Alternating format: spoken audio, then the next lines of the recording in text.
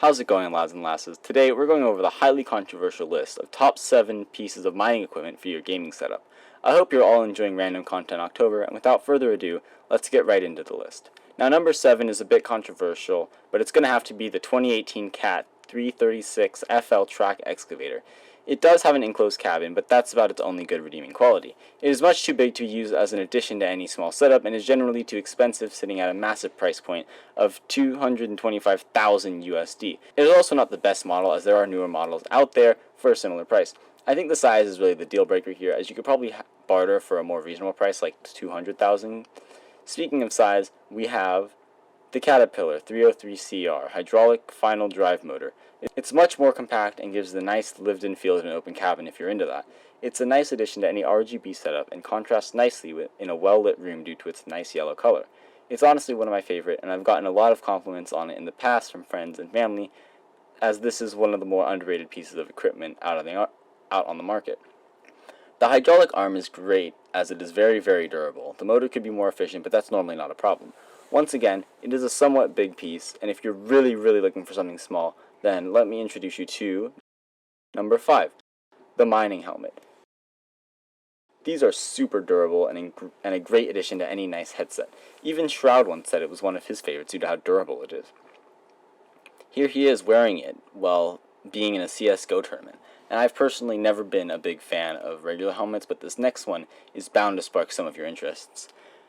Number 4, the retro mining helmet. An instant classic, it'll fit nicely for those old school setups. Anyone with a Nintendo or Atari knows what I'm talking about. Not as sleek as the newer models or as usable, nonetheless this little guy will make a fine addition to any old school gamer setup.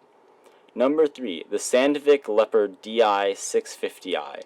Its orange color palette works great in a warm atmosphere, and the look of the drill itself is very nice. The only downside is that this drill is extremely difficult to get.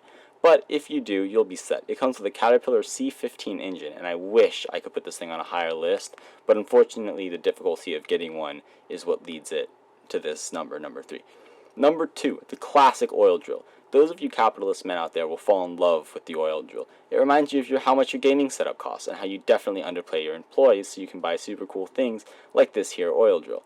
The sleek black paint of the oil drill will remind you of the sleek tall building that you live in 24/7 and only come out of to talk to politicians and other corrupt people. You hate their guts, they hate your guts, but it doesn't matter, because if he wins, then you'll be the only oil company left in America.